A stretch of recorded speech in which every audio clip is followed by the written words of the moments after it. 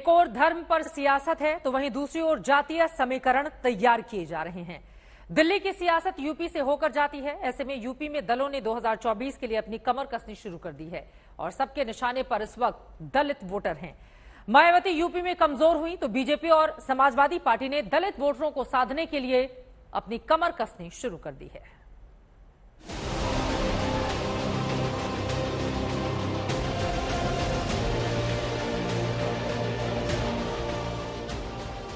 आज बीजेपी ने स्थापना दिवस का कार्यक्रम मनाया। दिल्ली से लेकर हर राज्य से तस्वीरें सामने आई, लेकिन इस स्थापना दिवस के साथ ही बीजेपी ने नए अभियान का आगाज कर दिया। 6 अप्रैल पार्टी की स्थापना दिवस से लेकर 14 अप्रैल तक बीजेपी सामाजिक न्याय सप्ताह का आयोजन कर रही है। आज से शुरू हुआ ये आयोजन 14 अप्रैल को बाबा साहेब की जयंती के साथ खत्म होगा। आयोजन के साथ अलग अलग कार्यक्रमों के जरिए दलितों को पार्टी के साथ जोड़ने की कोशिश होगी। बीजेपी के इस अभियान ने यूपी की सियासत को गर्म कर दिया है, क्योंकि सूबे में मायावती के घटते दलित वोट बैंक पर सिंहमारी का खेल चल रहा है।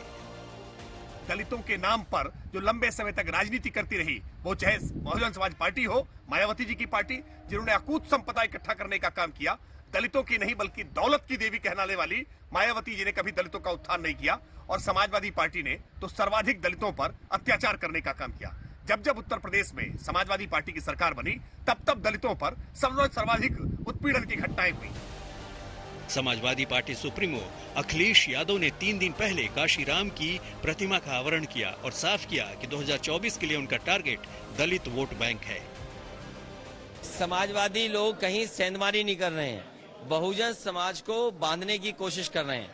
और आज अगर मान्यवर काशीराम जी की प्रतिमा का अनावरण हुआ है तो वही जो आवाज उन्होंने दी थी बहुजन समाज को जोड़ करके, तो समाजवादी पार्टी की कोशिश और प्रयास होगी कि गांव-गांव जाकर के उस आंदोलन को, उस आवाज को और आगे बढ़ाया जाए।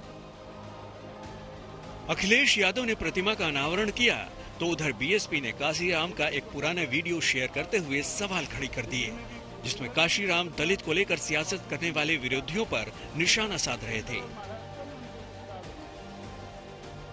ये सपा वाले मान्यवर साहब की प्रतिमा का अनावरण क्यों कर रहे हैं?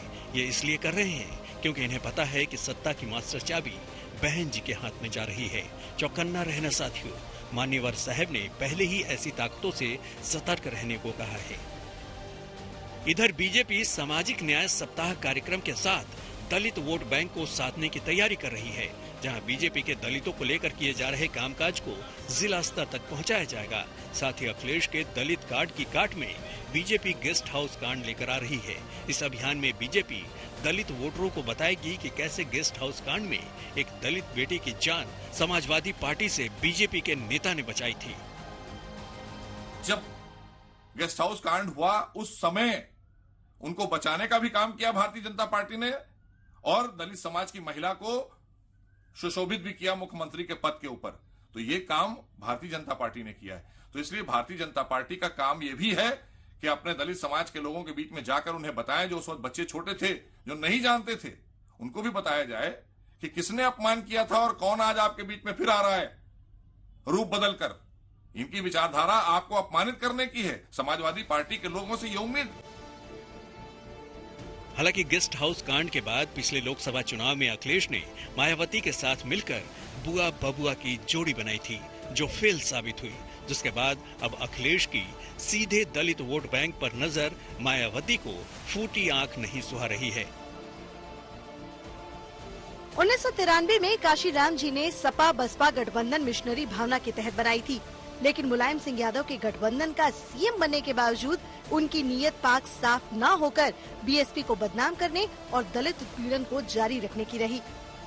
अगर बहन जी नहीं बोल रही हैं, हम बोल रहे हैं, तो बहन जी को इस बात की पीड़ा क्यों हो रही है? मानवर काशीराम साहब की बात को अगर बहन जी नहीं आगे बढ़ा रही हैं और हम लोग मिलकर बढ़ा रहे हैं, तो उनको खुश होना चाहिए। इस दलित वोट बैंक में बीजेपी की एंट्री विरोधियों को हजम नहीं हो रही है।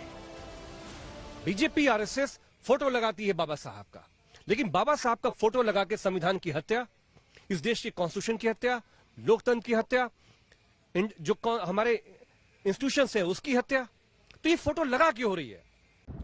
दलित प्रतीकों की राजनीति या उनकी रैली या फिर उनके लिए यात्राएं निकालने से दलितों का सम्मान भी नहीं होगा और उनको अधिकार भी नहीं मिलेंगे। भारतीय जनता पार्टी को ये बात समझ लेनी चाहिए, दलितों के लिए काम करने की जरूरत है, उनको वोट बैंक की समझने की आवश्यकता नहीं है। बहरहाल यूपी की सियासत में सोशल इंजीनियरिंग काफी अहम मानी जाती है, जिसमें दलित वोट बैंक का खासा प्रभाव रहा है।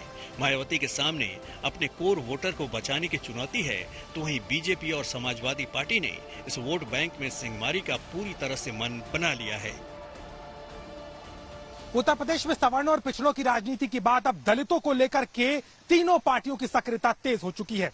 जहां मायावती बीजेपी और समाजवादी पार्टी पर लगातार आरोप लगा रही है, तो वहीं मूर्ति का अनावरण हो या फिर बीजेपी के संगठन के कार्यक्रम सीधे तौर पर 19% के इस वोट बैंक को साधने की कवायद नजर आती है।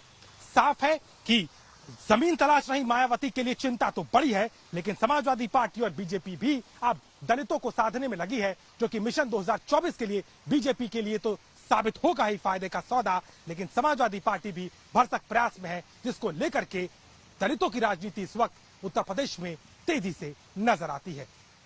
लखनऊ से कैमरामैन संदीप के साथ अभिषेक मिश्रा, आज तक।